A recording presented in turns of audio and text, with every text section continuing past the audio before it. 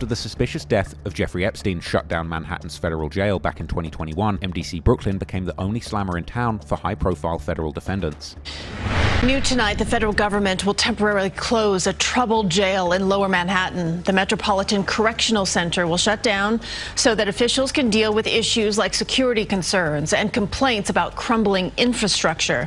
The Justice Department did not say how long it will be closed, though several problems did come to light after Jeffrey Epstein died inside his jail cell 2 years ago.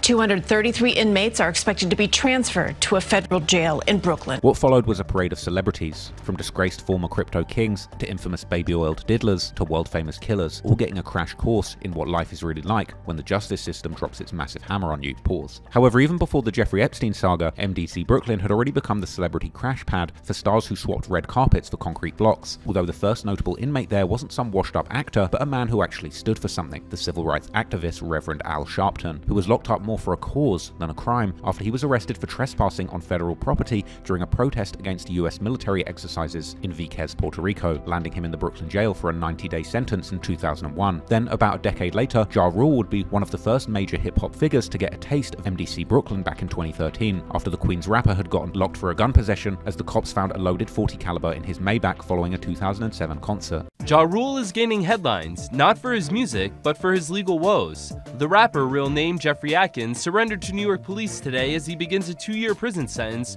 for criminal possession of a firearm. Prosecutors said that, back in 2007, police on Manhattan's Upper West Side discovered a loaded semi-automatic with the serial number scratched off in the back seat of his luxury sedan. Hours before being taken into custody, Ja Rule tweeted, "Out on my patio, having my last free moment. I love all my fans. Pain is love." While Ja was serving his sentence in upstate New York, he would also be found guilty of tax evasion, and after serving his original sentence, the feds would do a sweep and put him in MDC Brooklyn to serve the rest of his jail time. What no one knew, however, is that Ja Rule's stint would be just the beginning of MDC Brooklyn's transformation into a celebrity central. 6 years later, the infamous Farmer Bro and one of the most punchable faces on the planet, Martin Shkreli, would get thrown behind bars, really putting the facility on the map. Before Shkreli would be incarcerated for securities fraud in relation to his investment company in 2017, he had received some questionable fame a few years earlier while being a CEO of a drug company, jacking up the prices of a life-saving drug by 5,000%. You can go down in history as the poster boy for greedy drug company executives, or you can change the system. Yeah, you.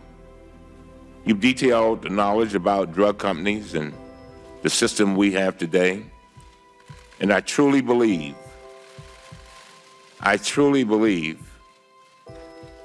are you listening? Yes. Thank you. Right after receiving the verdict in August 2017, Shkreli had hopped on a live stream where he downplayed his upcoming sentence, saying there was a 50-50 chance that he would even serve any time, and at most, it would be a few months. Infamously outspoken and notorious for raising the price of a life-saving drug 5,000%, Shkreli was true to form today, live streaming from his home right after the verdict. I'm one of the richest New Yorkers there is, and that's after today's outcome, it's going to stay that way. Shkreli's hubris would backfire though, after he would post on Facebook that he was offering $5,000 for a strand of Hillary Clinton's hair. He would claim it was supposed to have been a joke, but that joke would get his bail revoked, sending him straight to MDC Brooklyn while awaiting sentencing. Shkreli would be stuck in Brooklyn's concrete hellhole for 6 months, while dealing with all the chaos that made MDC Brooklyn one of the worst places you could possibly end up. Then, his infamous Joker smile would be wiped off his face for a hot minute, as the judge would come back with a hefty 7-year sentence, sending Shkreli to serve the rest of his time in Fort Dix Federal Prison in New Jersey. Shkreli would ultimately be released from prison in early 2022, and since being freed, he's opened up about his time behind bars numerous times, while also telling about his time at MDC Brooklyn, seemingly choosing to portray himself as a guy who can adapt to any situation, although his stories tend to often bring resemblance to Malibu's Most Wanted. Brooklyn, that has a new popular, famous inmate named Sean Combs. And yes, and so if you're sort of doing too much, they send you up to the 8th floor. So I got to live on with the other inmates for a while, and then they sent me up. Because you were doing the most? I was doing too much. Because you were running the place? Yeah.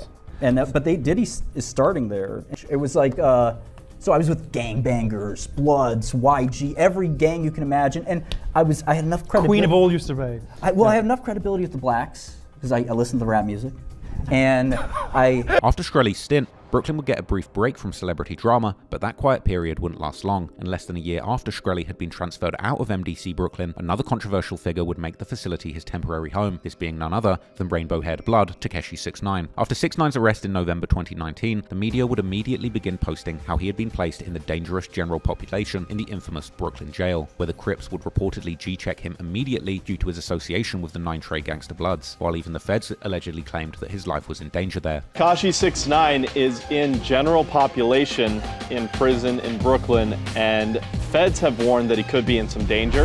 Well, because he's in general population. Yeah, that seems health risky. But this time, the concrete walls of MDC Brooklyn would witness one of the biggest betrayals in hip-hop history, because when faced with the possibility of spending the rest of his life behind bars, the rap sensation, who had built his entire career on controversy and street credibility, would make the decision to cooperate with the feds against his former associates, which would get him sent from the cold jail cells in Brooklyn, filled with the most hardened gangsters in America, to a secluded facility reserved for government witnesses. They moved 6ix9ine out of the federal holding area at the Brooklyn MDC to another federal holding area, supposedly where there are no gang members.